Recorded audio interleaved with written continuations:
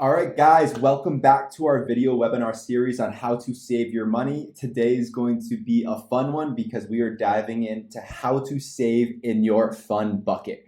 This is to accomplish your wants and not really your needs. So, what does actually saving for fun look like? Now, the first thing I want to touch on is that saving for fun is something that needs to happen in cash. This is giving you liquidity. It is your liquid assets that are going to accomplish whatever fun goal that you have. Now, typically the time horizon on what we consider your fun savings account is somewhere between 1 and 3 years. If it's outside of 3 years, then it might be a good idea to consider investing to accomplish whatever fun goal that is. But if it is going to happen sooner rather than later, that is within 3 years, then it makes way too much sense to save it in cash. Now, the next thing we want to make sure that we focus on is identifying the difference between our wants versus our needs. And typically when we're doing financial planning, we're focusing more on the needs, but for today's topic, we get to focus on the wants. And the reason here is because we need to have a balance between how much we save, how much we spend on our lifestyle, and how much we're able to put towards things that are just fun, that inspire us to work hard for the money that we have to work hard for, and that motivate us to, get out of bed and enjoy the resources that we are creating. So identifying the difference between wants and needs is critical when figuring out what you want to save for. Now, if you remember the general strategy of investing in your 5 different buckets, we have our cash bucket, we have our wealth bucket, we have our risk bucket, we have our self bucket, and then we have our fun bucket. Now, I want to make the distinction between the cash bucket and the fun bucket because there's some overlap here. If you're saving for your fun bucket, it's going to be saved in cash, and it was touched on when we dived deeper into the cash management bucket in our previous video. But I want to be clear that there is some overlap here, but I want to make a distinction between investing and saving cash and buying something fun for yourself.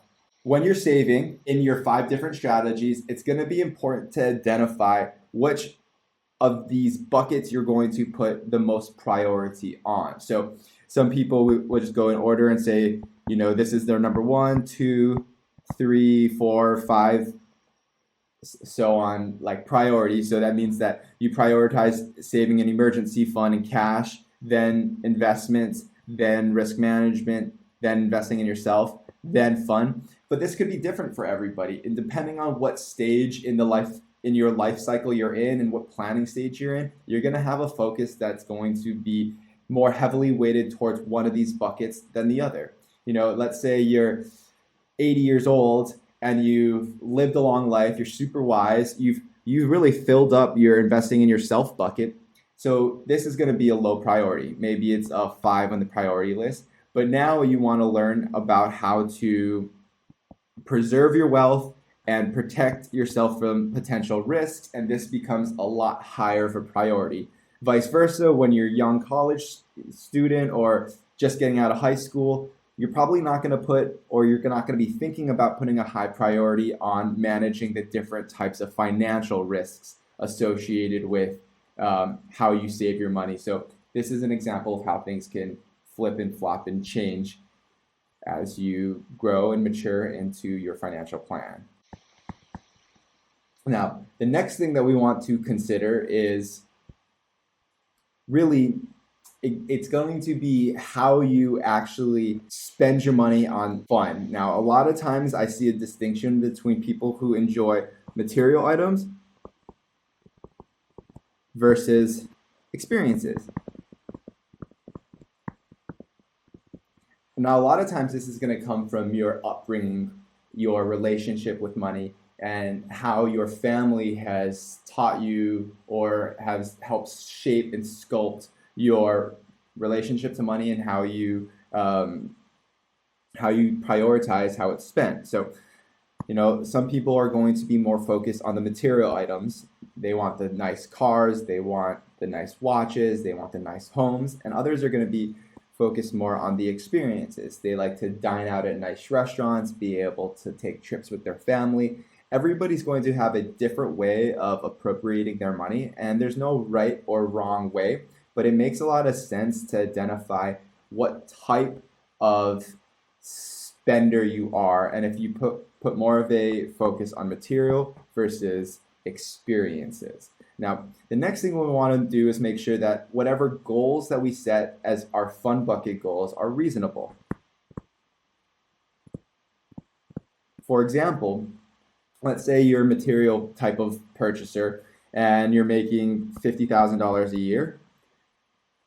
Does it make sense that you're going to be able to go out and buy a Lambo or a high-end super luxury car? Now, is it possible? Potentially. Is it realistic and reasonable? Probably not. So maybe instead of buying a Lambo or a luxury car, maybe you end up buying a nice watch because they represent the same, success. It's something that you are indulging in, that you enjoy, but it's not going to have the same price tag as a Lamborghini. On the flip side, maybe you like to travel and you're again making $50,000 a year, you have a limited amount of vacation. You are going to be faced with, the ability to take some trips, but you may not be able to take all the trips that you want to.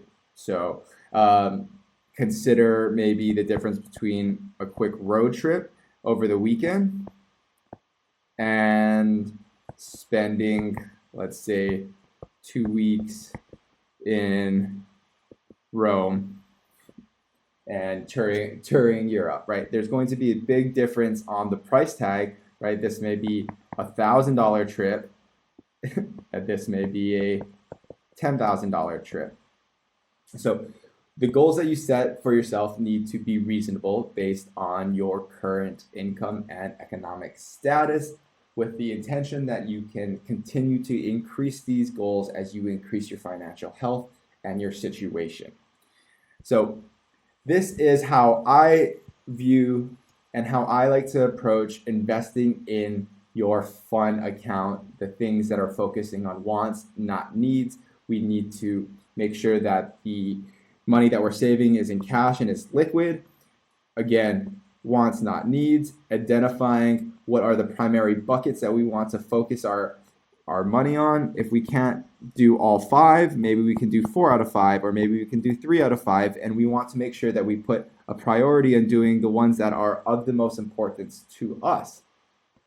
Once you have identified how you want to appropriate your money between the different buckets, now it's the fun part, right? We get to ask ourselves, what are the things that really make us happy when we purchase them, even if it's just temporarily. And again, this is going to be the difference between material versus experiences, and then making sure that the goals that you're setting for yourself are reasonable, right? We cannot have goals that are so far out of our scope or outrageous that we are highly, highly unlikely to accomplish them, because this sets up a mental roadblock where you begin to always fail at hitting the goals that you set, and this starts to erode your confidence and your ability to follow through on what you say, and it affects pretty much all areas of your life because confidence permeates through everything that you do. So we want to make sure that the goals that you're setting are reasonable. With that being said, I hope you guys invest in having fun, because it is a very important part of life, but you find the right balance between having the right amount of fun and making sure that you're investing in your future so you can continue to have that fun for years to come. Have a wonderful day, and thank you for joining me on this short webinar. Talk to you guys all soon.